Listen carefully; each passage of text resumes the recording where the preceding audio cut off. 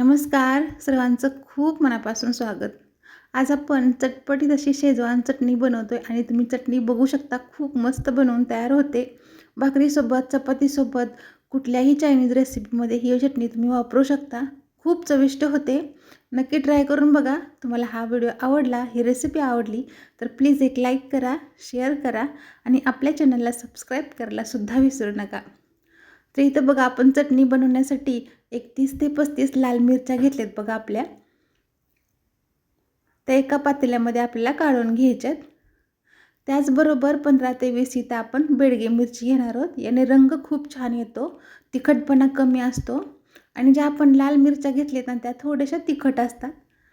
तर दोन्ही मिरच्या आपल्याला नीट करून घ्यायच्यात, व्यवस्थित मिक्स करून घ्यायच्या आणि त्यामध्ये गरम पाणी टाकून घ्यायचं आहे आणि तासभर ह्या मिरच्या आपल्याला अशाच ठेवून भिजवून घ्यायच्यात।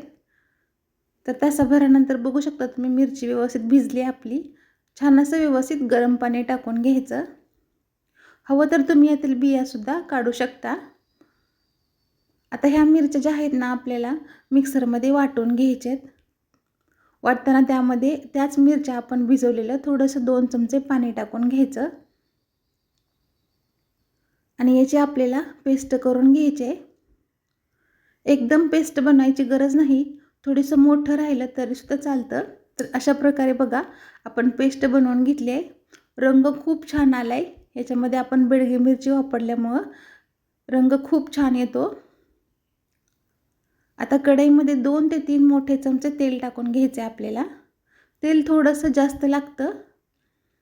तेल गरम झालं की त्यामध्ये 2 चमचे बारीक कट केलेला लसूण टाकून घ्यायचं आहे आपल्याला। त्याचबरोबर 1 ते 1.5 चमचा आलं टाकून घ्यायचं, ते सुद्धा चिरून घेतलंय मी। आता हे दोन्ही आपल्याला मीडियम गॅसवरती छान असं परतून घ्यायचंय। थोडंसं लालसर रंग आला, मस्त परतून झालं की त्यामध्ये आपल्याला आपण जी मिरच्यांची पेस्ट बनवून घेतली होती ती टाकून घ्यायची आहे। लगेचच मिक्स करून घ्यायचं आहे आपल्याला। सगळी पेस्ट आपल्याला व्यवस्थित काढून घ्यायची आहे। आता हे सगळं मिश्रण आपल्याला एक छान असं 5 ते 6 मिनिटं तेल सुटेपर्यंत परतून घ्यायचं आहे। मीडियम गॅसवरतीच करून घ्यायचं। रंग खूप छान आलाय आपल्या चटणीला, बघू शकता। मिक्स करतच आपल्याला चटणी परतून घ्यायची आहे। परतून झाले, मस्त असं तेल सुटायला लागले, त्याच्यामध्ये आता 2 चमचे साखर टाकून घ्यायची आहे। 1 चमचा सोया सॉस टाकून घ्यायचा आहे आणि एका लिंबाचा रस आपल्याला टाकून घ्यायचा आहे। आता हे सगळं आपल्याला व्यवस्थित असं मिक्स करून घ्यायचं आहे। आता यामध्ये आपल्याला 1 चमचा मीठ टाकून घ्यायचं आहे।